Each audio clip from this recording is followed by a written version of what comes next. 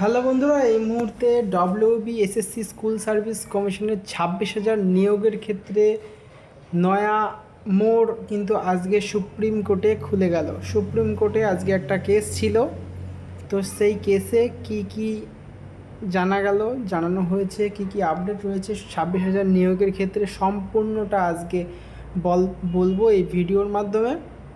যারা চ্যানেলে নতুন, আমাদের ফিল ফ্রম আপ চ্যানেলে তোমাদের সকলকে স্বাগত। আর তোমরা চ্যানেলটিকে সাবস্ক্রাইব করে রাখো, পাশে থাকা বেল আইকনটিকে ক্লিক করে রাখো, যাতে এরকম নিত্য নতুন আপডেট সংক্রান্ত ভিডিও সবার আগে তোমার কাছে চলে যায়, এবং চ্যানেলটিকে লাইক কমেন্ট শেয়ার করতে ভুলবে না। তাহলে ভিডিওটি শুরু করছি। তো আমরা সকলেই জানি 26,000-এর কিন্তু চাকরি চলে গেছিলো, তাদের আবার পুনরায় পরীক্ষা করানো হয়েছে।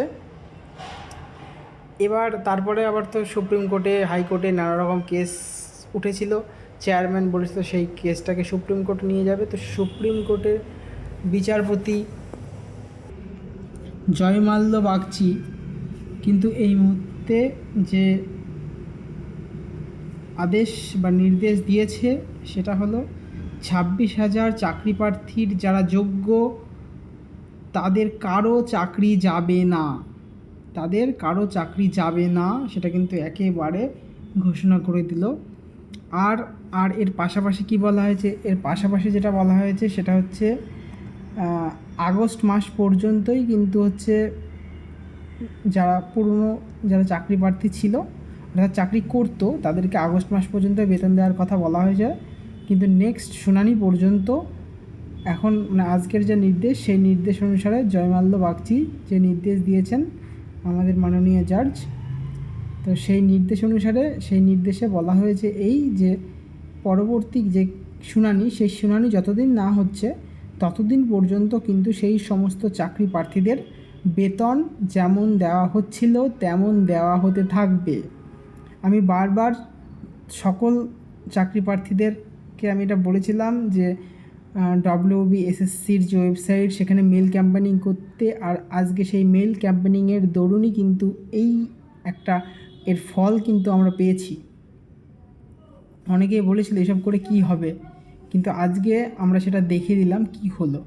ঠিক আছে, আশা করি পরবর্তীকালে যে শুনানিটা হবে সেই শুনানিতে 26,000-এর যা যোগ্য চাকরি প্রার্থী যারা ছিল তারা অবশ্যই চাকরি পাবে, অবশ্যই চাকরি তাদের কেউ আটকাতে পারবে না। কিন্তু যারা অযোগ্য ছিল তাদের কিছু করার নেই, কারণ তারা যোগ্যতা দিয়ে তো চাকরিটা পায়নি। তো এই ছিল আজকের গুরুত্বপূর্ণ আপডেট। আর তোমাদের বারবার বলে দিচ্ছি, এসএসসির স্কুল সার্ভিস কমিশনে আজকে 25 তারিখ, আজকে কিন্তু তোমাদের নয়া নোটিশ অনুসারে তোমরা যারা ওবিসি ক্যান্ডিডেট রয়েছে তোমাদের কিন্তু এডিট উইডো ওপেন করা হয়েছে। সেই এডিট উইডোতে গিয়ে তোমাদের যা ডকুমেন্টস সেগুলো সাবমিট করে তোমরা যে ওবিসি সেটা জানান দিতে হবে। ঠিক আছে, এটা কিন্তু বারবার বলে দিয়েছি আমি। 25 তারিখ থেকে 31 তারিখ বারবার ভিডিও করছি, বারবার ভিডিওতে বলে দেওয়া হচ্ছে, তোমরা সকলে সেটা সেই ফর্মে অ্যাপ্লাই করে নিও। ঠিক আছে, তো সুপ্রিম কোর্ট কিন্তু রায় দিয়ে দিল। তো নেক্সট শুনানি পর্যন্ত তোমরা অপেক্ষা করো।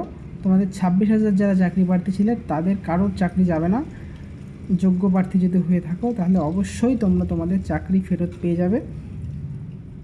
তো এই ছিল আজকের আপডেট, দেখা হচ্ছে পরবর্তী ভিডিওতে।